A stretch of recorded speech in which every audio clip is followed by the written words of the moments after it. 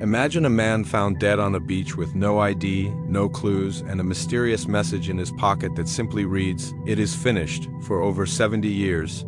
Detectives, scientists, and even the FBI have failed to answer one haunting question: who was the Somerton Man?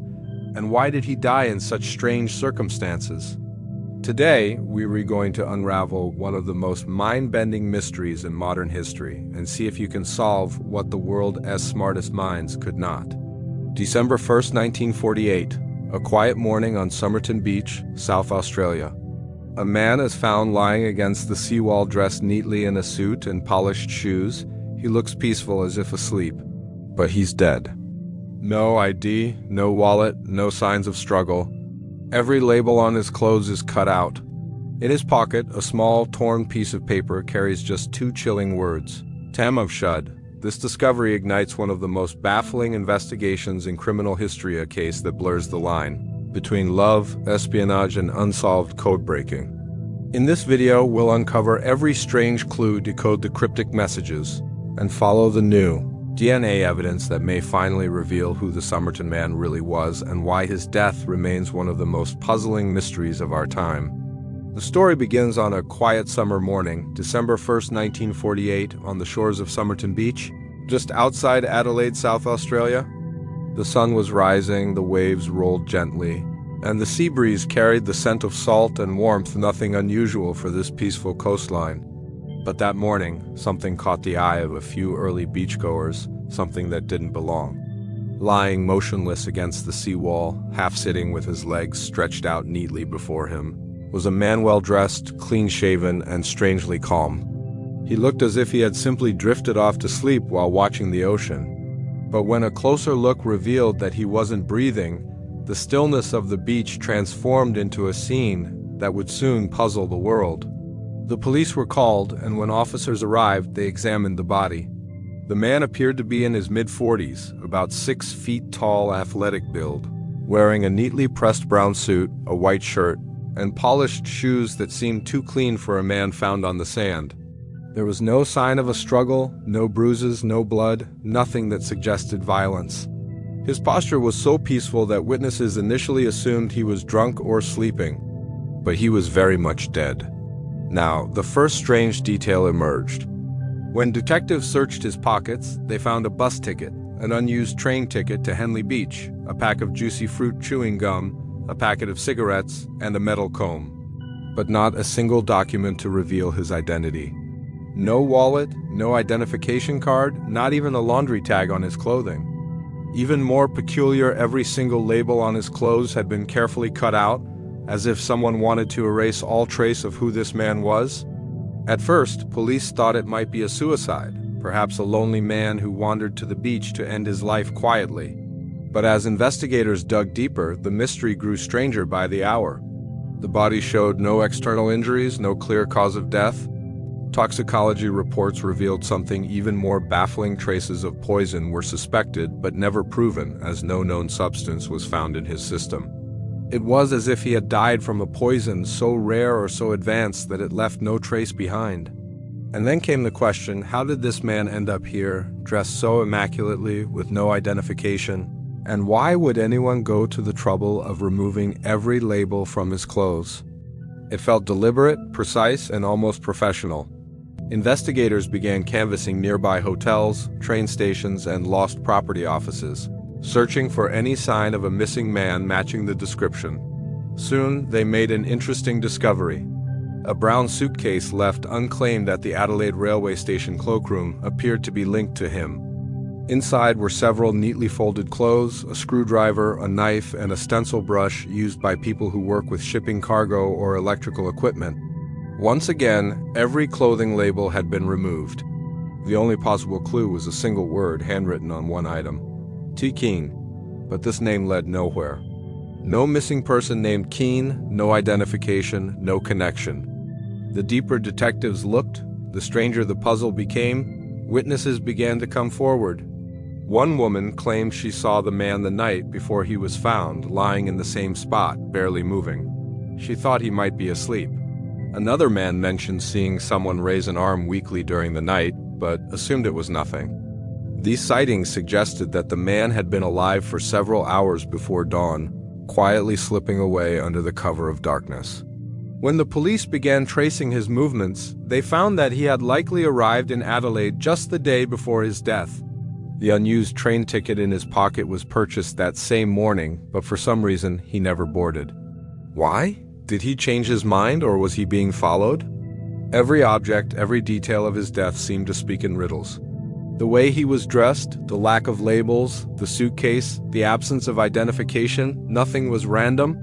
It all felt intentional, like the work of someone trying to erase himself from existence, or perhaps someone trying to make sure no one ever knew who he was. Newspapers soon picked up the story, dubbing it the Mystery Man of Somerton Beach. Reporters flooded the area, and photos of the unknown man were published across Australia. Despite the publicity, not a single person stepped forward to identify him. No missing persons report matched his face. It was as if he had appeared from nowhere and vanished just as suddenly. The coroner's report would later describe the case as one of the most unusual deaths in South Australian history. The man's body showed signs of perfect health, except for a small congestion in the stomach and internal organs, possible evidence of poisoning. But without proof of what toxin or even how it was administered, the death remained officially labeled as cause unknown. As the investigation expanded, police artists recreated a plaster cast of his face and upper body, hoping that time might bring someone forward. The cast itself was eerily lifelike, with a faint, mysterious smile that unsettled those who saw it. The man in the plaster seemed calm, even serene, as if he knew something that no one else did. Days turned into weeks and weeks into months, but no answers emerged. No family claimed him, no one recognized his photograph, and the leads grew cold. Still, there was something about the way this man had been found, peaceful yet deliberate, that refused to fade from public memory. Investigators began to suspect there was far more to this story than just an unidentified body. Somewhere within these simple clues, a beach, a suitcase, and a name that wasn't real lay the beginning of one of the most confounding mysteries in modern history. Weeks after the unidentified man was found lifeless on Somerton Beach, the investigation appeared to be going nowhere. Police had combed through every lead, every missing persons report, and every hotel guest record across Adelaide, yet no one came forward to claim the body. The man had no name, no traceable possessions, and no explanation for how or why he had died. It was as if he had simply materialized out of thin air and then vanished back into it. But just when it seemed like the case would fade into obscurity, a single, haunting discovery reignited the investigation and transformed it into a global mystery.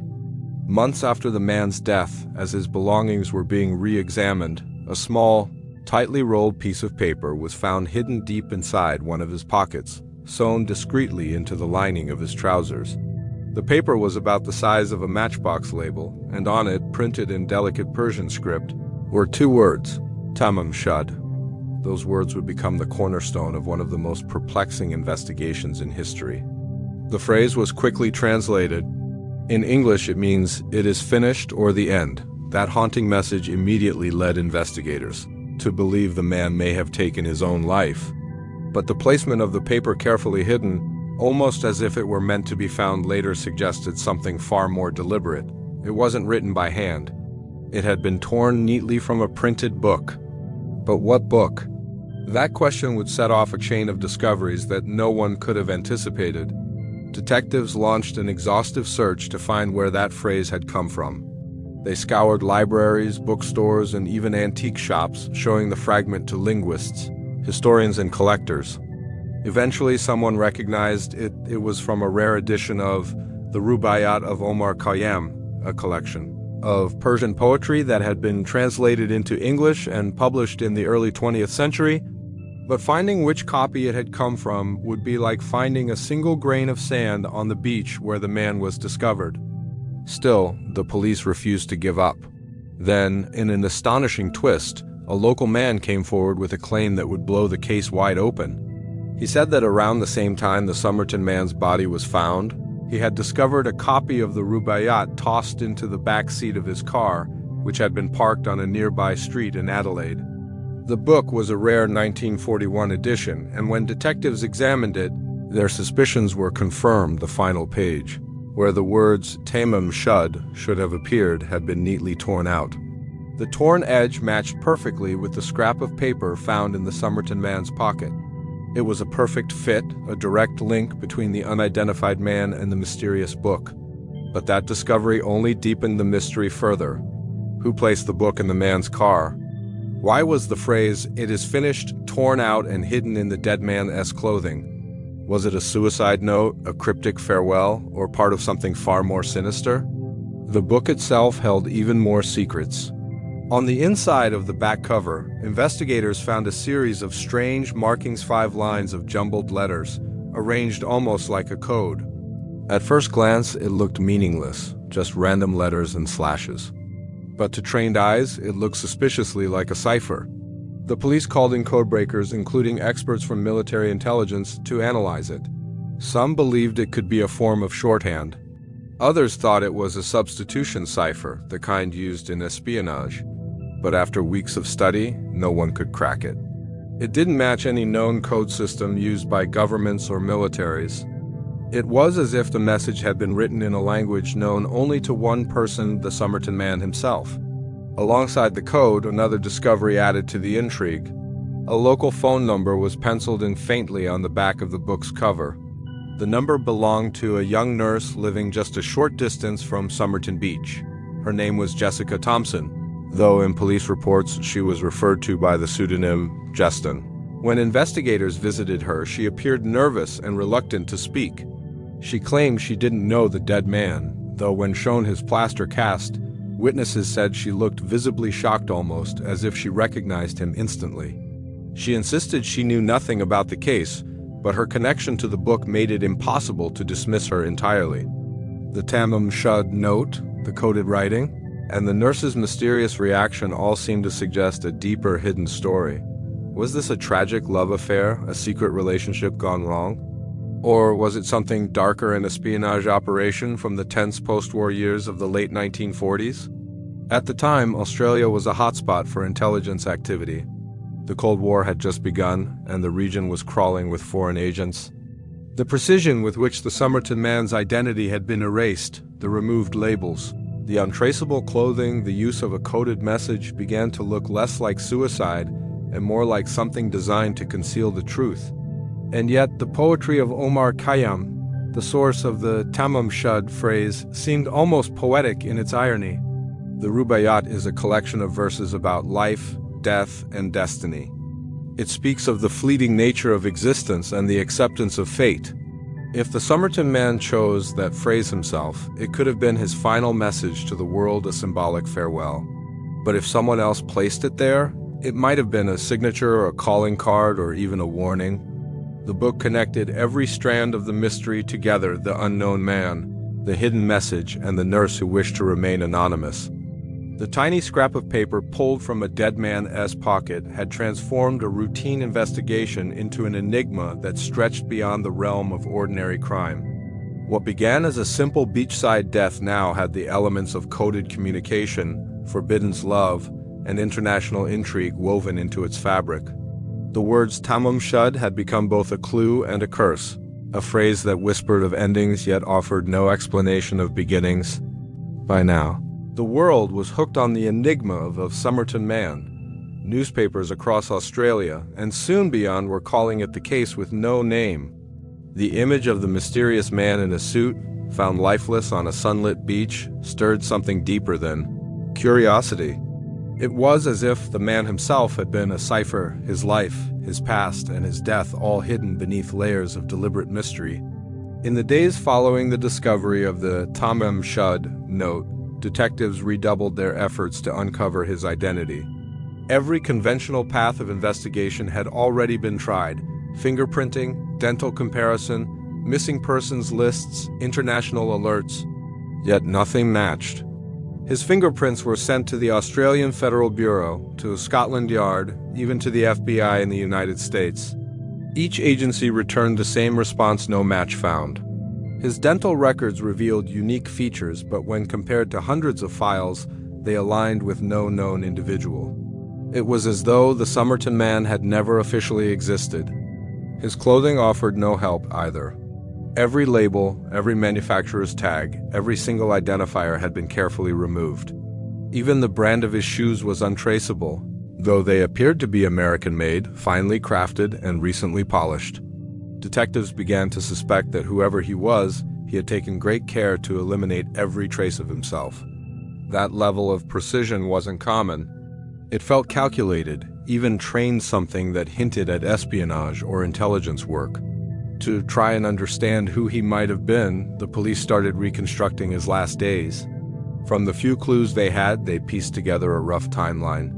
The unused train ticket found in his pocket was purchased early on the morning of November 30th, 1948, the day before his death. The ticket was for a short journey to Henley Beach, yet he never boarded that train. Why? Did something or someone stop him from going? Or did he decide at the last moment to change his destination? The bus ticket, however, was used. Investigators confirmed that he had traveled by bus to a stop near Somerton Beach, suggesting that he went there by choice. Witnesses described seeing a man matching his description sitting on a bench around the evening hours, reading or simply staring toward the ocean. That detail painted a haunting picture, a solitary figure, dressed in a suit, watching the sunset as if contemplating his fate. Then came the suitcase, the one found in the Adelaide railway station's cloakroom. It had been checked in on November 30th, just hours before his death. Inside, police found several neatly folded garments, a pair of pajamas, a shaving brush, a screwdriver, scissors and a stencil brush. The kind of items a man might carry if he traveled often or worked with his hands. But once again, every label had been cut off. Every single clue that might have named him had been carefully erased.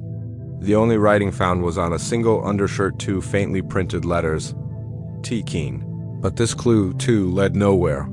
There was no missing person named Keene, no clothing store that remembered selling garments under that name, and no record of anyone with those initials who fit his description. Even more suspiciously, investigators noticed that this label was the only one not removed, almost as if it had been planted, deliberately left behind to mislead anyone searching for the truth. Experts began to speculate that the Somerton Man may have been a spy, perhaps involved in post-war intelligence. Australia, in 1948, was deeply entwined in Cold War politics. The nearby Woomera Test Range, a secret site for rocket and weapon experiments, was operational at that time, attracting both Allied and Soviet attention. Espionage was rampant. Agents often traveled under false identities, carrying coded messages and using dead drops to communicate. The Somerton Man's behavior, the erased identity, the hidden code in the Rubaiyat, the mysterious death with no trace of poison fit too neatly into that world to be dismissed. Still, the authorities couldn't confirm it. Without an identity, there was no proof. The newspapers ran sensational headlines. Was he a spy? The man who never existed. Code of death at Somerton Beach. The public became obsessed, poring over every detail printed in the press. Amateurs, detectives, and codebreakers sent theories by the hundreds, each one trying to explain who he was, where he came from, and what his death meant. But none could be verified. The physical description was circulated across the country. Photographs were shown to families, to workers in nearby towns, to travelers passing through. Not one person recognized him. It was as though he had appeared for a single purpose, and once that purpose was fulfilled, he was erased completely. Even his physical traits raised questions. His hands were clean but strong, suggesting manual labor. Yet his clothes and posture hinted at a man of education or refinement. His calves were unusually developed, the kind seen in people who ran or danced frequently, perhaps an athlete, or a man accustomed to standing on his toes, like a soldier or a dancer. Every detail contradicted the next. He was an enigma wrapped in contradictions, a man who seemed to belong everywhere and nowhere at once. When the police exhausted every conventional lead, they turned to the public. An inquest was held, where the coroner described the case as one of the most baffling in his career. The possibility of poisoning remained at the forefront, but no substance could be identified. His organs were preserved, his fingerprints catalogued, and yet nothing moved the case forward. Weeks passed, then months. The body, now embalmed to preserve it for future identification, lay unclaimed in the morgue. Eventually, authorities decided to bury him. A small ceremony was held, attended only by a few police officers and reporters. The grave marker read simply, "Here lies the unknown man found at Somerton Beach, the 1st of December 1948, but even in death, the Somerton Man refused to be forgotten." His face, his posture, the quiet mystery surrounding him, everything about him seemed designed to provoke curiosity. And somewhere among the unanswered questions, the missing name, and the untraceable trail, investigators began to wonder if the most important clue wasn't something they had missed, but something he had deliberately left behind, hidden in plain sight, waiting to be understood by the right eyes. As the investigation into the Somerton Man deepened, the mystery began to twist into something almost cinematic. What started as an unidentified body on a beach had turned into a labyrinth of clues that seemed to defy logic. But nothing baffled investigators more than the strange series of letters discovered scrawled inside the back cover of that rare book, the Rubaiyat of Omar Khayyam, the very same book from which the torn phrase Tamam Shud had come. Those letters, grouped in irregular patterns, appeared to form some sort of coded message, and that code to this day stands as one of the most perplexing puzzles ever encountered in a real-life investigation. When detectives first opened the back cover and saw the markings, they immediately knew this was not a random doodle. Written faintly in pencil, the letters were arranged in lines, almost like verses, but without meaning in any known language. It looked like this: Rugoababdem liaoi twen panet mayaboaak it sam stab. The letters repeated in strange ways, some lines containing mirrored sequences, others seemingly deliberate abbreviations. One line crossed out lightly hinted that someone had been drafting or reworking a hidden message. Police had no idea what to make of it. Was it a cipher? A code only two people could understand? Or simply meaningless scribbles made to mislead them? The South Australian police brought in their best analysts. But soon, the Australian military became involved. The case had begun to smell of espionage, and no one wanted to take chances. Cryptographers from the Army and Navy were given copies of the code. Experts who had cracked enemy communications during World War II examined the pattern, yet even they were stumped. The sequences didn't match any military cipher, no substitution system, no frequency pattern that made sense. Some letters repeated too often, others not at all. It didn't behave like a code, it behaved like something personal, something designed not to be cracked by algorithms, but to be understood by someone specific. The media caught wind of it, and soon headlines screamed across Australia, mystery code found in dead man's book. The public fascination turned into near hysteria. Amateur codebreakers sent in their own theories, each one more imaginative than the last. Some thought it was an acrostic, each letter standing for the first word in a poem or message. Others suggested it was a love letter, encoded in the simplest form possible. And a growing number of theorists were convinced the man was a spy, carrying secret information hidden in plain sight, perhaps meant for a contact who never arrived. The connection to espionage seemed irresistible. After all, the timing fit perfectly. The year was 1948, just after World War II, when Cold War tensions were tightening their grip across the globe. The Soviet Union's intelligence networks were expanding, and Australia, with its newly formed security agencies, was becoming a key location for Western intelligence operations. The secrecy surrounding the Somerton Man's death, the removed clothing labels, the rare poison theory, and now this indecipherable code, it all lined up like pieces of a covert operation gone wrong. But not everyone believed in the spy angle. Some cryptographers suggested a more poetic explanation. Perhaps the code wasn't a military cipher at all, but something emotional, maybe the man's final message, written in a language of his own creation. A code of memory, initials representing phrases or names only he and one other person would know. That idea gained traction when the police discovered that faint phone number scribbled beside the code belonging to Jessica Thompson. The nurse who lived near Somerton Beach, Jessica, when questioned again, insisted she had no idea why her number appeared in the book. She claimed she didn't know the dead man, though her reactions told a different story. Witnesses said her hands trembled when she saw the plaster cast of his face. her eyes welling up as though she recognized him but couldn't or wouldn't admit it. Some believe the code could have been a private message between the two, perhaps referencing meetings or secrets they shared. Was it a lover's code, meant to be read only by her? Or had it been part of something far more dangerous? The cipher continued to torment investigators. Experts from Britain and America tried their hands at breaking it, using every available method of the time pattern recognition, frequency analysis, substitution models, but none succeeded. The structure of the writing didn't match anything in standard cryptology. To this day, not a single analyst has produced a definitive decryption. The pattern remains maddeningly resistant to logic. What made the puzzle even stranger was how casually it had been written. No signs of stress, no deliberate attempt to hide it. It felt spontaneous, as if someone had jotted it down in thought or memory. Some modern researchers believe it could represent the initials of lines from the Rubaiyat itself, a book filled with verses about fate, life, and death. If that's true, the code might have been the man's personal reflection, a cryptic form of poetry about his own end.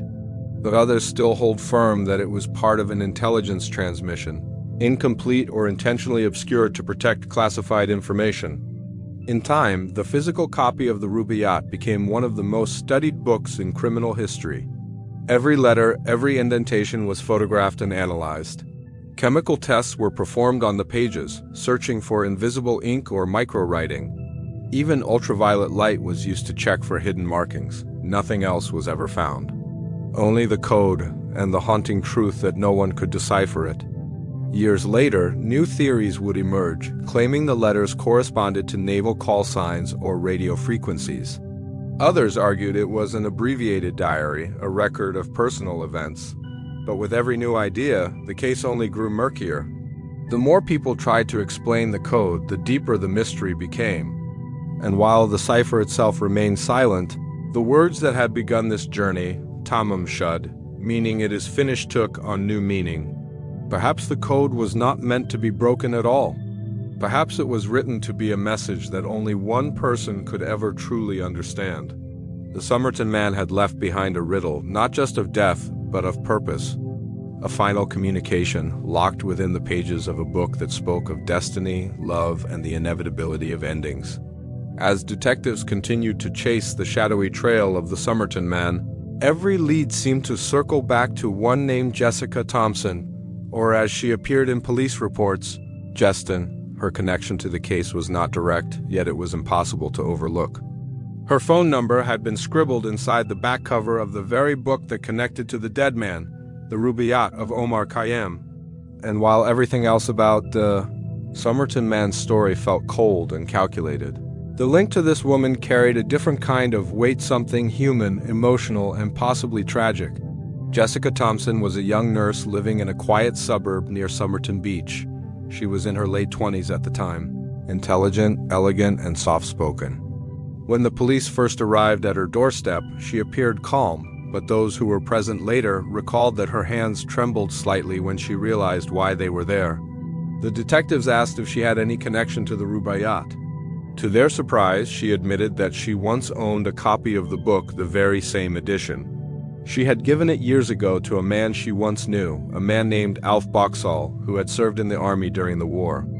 At first, this seemed like the breakthrough investigators had been waiting for.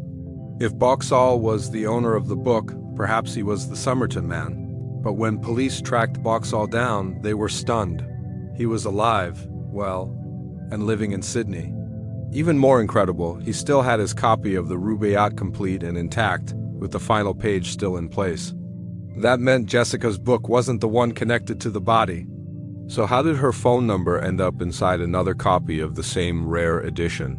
The more detectives pressed Jessica, the more uneasy she became. She claimed she had no idea who the Somerton Man was and denied any connection to him. Yet her reaction when shown the plaster cast of the man's face told a different story. Witnesses said she turned pale, nearly fainted, and refused to look again. One officer later remarked that her expression wasn't one of confusion, it was recognition. She knew something she wasn't willing to say. Jessica was asked repeatedly if she could identify the man. Each time she said no. but her evasive answers and emotional response raised more questions than they answered. Police began to wonder if the Somerton Man had been involved with her personally, perhaps romantically. After all, the Rubaiyat was a book of love and fates verses often exchanged between lovers during the war. Could this mysterious man have been someone from her past? A figure returning to find her, only to meet his end alone on that beach? The speculation grew wild. Reporters dug into Jessica's background, but very little could be found. She had served as a nurse during the war and was known for being private, almost secretive. Neighbors described her as kind but distant. She spoke several languages, including a bit of Russian, a detail that only fueled suspicions that she might have had connections beyond the ordinary. And when the espionage theory began to circulate, some even suggested that she and the Somerton Man might have been spies or couriers working for opposing sides, their fates colliding in some tragic, coded farewell. Yet despite the swirl of theories, Jessica refused to speak publicly about the case. She told police she wanted nothing to do with it, and as time passed, she changed her name, married, and tried to live a normal life. But whispers followed her for the rest of her days. Those who met her later in life said that any mention of the Somerton Man would make her uneasy, as though she carried a secret she could never reveal. Decades later, new evidence would add even more intrigue to her story. When investigators examined photographs of Jessica's son, Robin, they noticed something remarkable. He shared a rare genetic trait with the Somerton Man, hypodontia, a condition where two teeth never develop. Both also had unusually shaped ears with a distinctive upper hollow that was statistically rare. The resemblance between them was undeniable, almost uncanny. Could the Somerton Man have been Robin's father? If true, it would mean Jessica had known the man intimately and had chosen to conceal that truth for her entire life. Modern DNA testing would eventually suggest a link between the Somerton Man and a distant family line, connected to an electrical engineer named Carl Webb. But even that revelation did not erase the possibility that Jessica knew far more than she ever admitted. Some researchers believe that when she first saw the man's face in that plaster cast, she recognized not a stranger, but a part of her own hidden past. The connection between Jessica and the Somerton Man remains one of the most emotionally charged threads in the entire case. While most of the evidence surrounding the mystery is analytical codes, labels, chemical tests, this piece feels deeply personal. It brings humanity into a puzzle that otherwise feels mechanical. The look on Jessica's face when confronted with his likeness, the strange overlap of the Rubaiyat, and the echo of romance or tragedy between them, all of it gives this mystery a pulse that logic alone can't explain. Some believe Jessica was simply protecting her privacy, fearing scandal. Others insist she was protecting national secrets or shielding her family from the fallout of something dark and dangerous. There is also the haunting idea that she may have been caught between two worlds, one of ordinary life and another shadowed by espionage, where silence was survival. The truth of who Jessica Thompson really was and what she knew about the Somerton Man may never be uncovered, but her presence in the story transformed it completely. Before her, the case was a riddle of codes and clues. After her, it became something else, a mystery with a heartbeat, a love story buried beneath layers of silence and fear. Each time her name was mentioned, the air around the case seemed to shift. It was no longer just about an unidentified man. It was about the people who might have loved him, betrayed him, or buried his secret forever. For decades, the identity of the Somerton Man haunted investigators, historians, and ordinary people alike. Every lead had gone cold, every theory seemed to crumble under scrutiny, and for years, the unknown man buried under the words "known unto God" in Adelaide's West Terrace Cemetery seemed destined to remain a mystery forever. But time has a way of bending toward truth, and with the rise of modern forensic science, the story of the Somerton Man was about to be reborn. It began quietly, no dramatic press conferences or sudden discoveries, just a group of dedicated researchers, digital detectives, and genetic experts who refused to let the mystery die. In 2009, a university researcher named Professor Derek Abbott became deeply fascinated by the case. He didn't see the Somerton Man as just another cold case. To him, it was a human story waiting for science to catch up. Abbott began by revisiting every detail: the man's clothes, the Rubaiyat code, the autopsy results, and of course the strange connection to Jessica Thompson. But where others saw walls, Abbott saw opportunities. He wondered, could modern DNA testing finally give this man a name? There was one major problem. The Somerton Man had been buried for decades, and his body was not preserved for DNA analysis. What remained were limited samples from old hair and tissue stored in university archives. Most believed they were useless, but Abbott was determined. He collaborated with forensic experts and began the slow, painstaking process of extracting mitochondrial DNA genetic material passed down through the maternal line. After months of careful work, they had a usable sample, though incomplete. Still, it was enough to begin building a genetic profile. Using this data, Abbott turned to the rapidly advancing field of genetic genealogy, the same technique that had solved numerous cold cases around the world.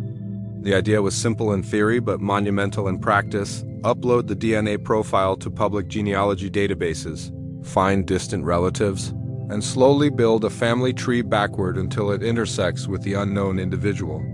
Piece by piece, the puzzle began to take shape. The process was excruciatingly slow.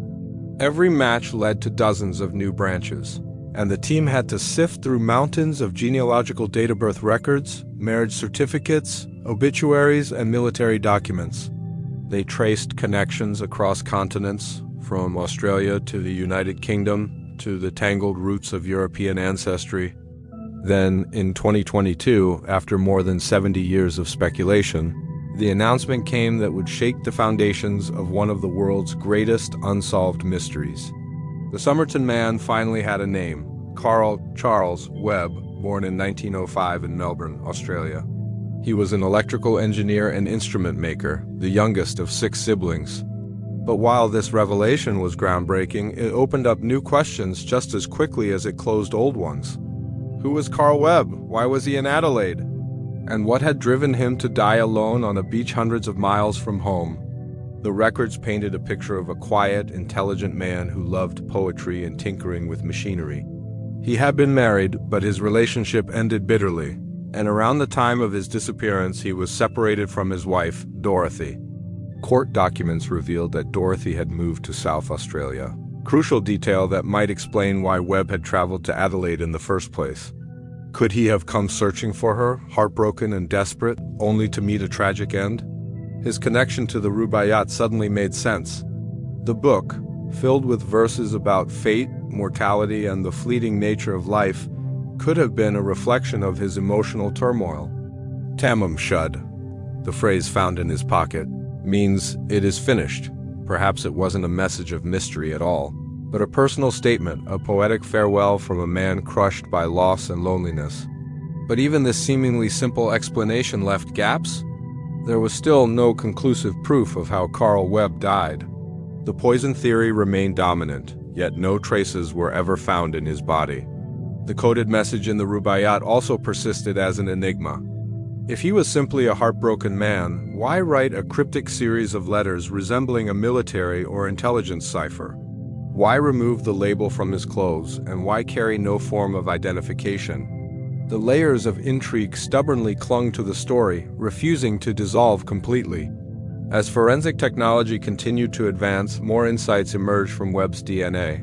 It showed no connection to espionage networks or criminal histories, but it did reveal genetic links to a large family tree stretching across Australia. Among his distant relatives were engineers, musicians, and even scientists, a lineage that fit the image of a man with a curious mind and technical skill. Yet none of this could explain the haunting precision of the circumstances around his death. It was as if Carl Webb had meticulously erased himself from existence, leaving only a riddle behind. For Jessica Thompson's family, the revelation brought a strange mix of relief and confusion. DNA comparisons suggested that she and Carl Webb were not related, nor was her son Robin likely his child.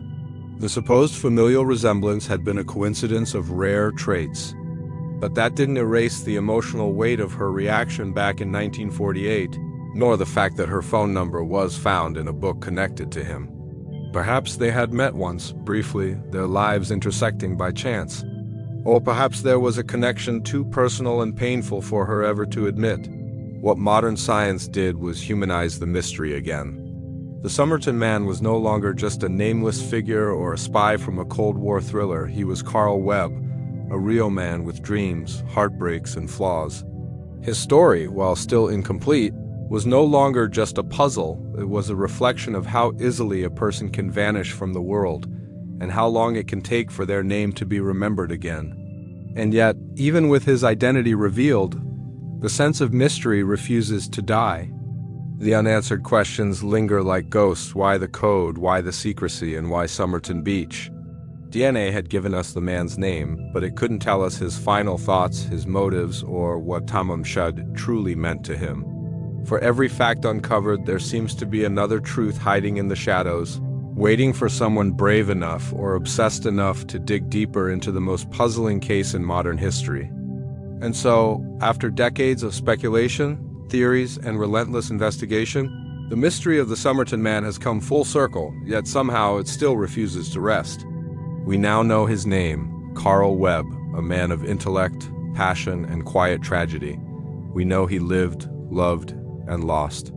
But the how and why of his death, those final, haunting moments on Somerton Beach, remain just out of reach, like a secret whispered by the waves and carried away by time. For more than 70 years, the world tried to define the Somerton Man.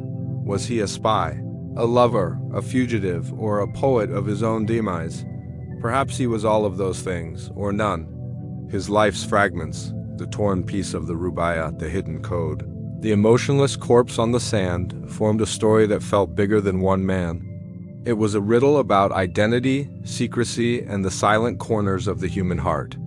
What makes the Somerton Man mystery so enduring isn't just the unanswered questions, it's what those questions say about us. Our obsession with knowing, our need to uncover meaning even when none is offered, our fear of disappearing without a trace.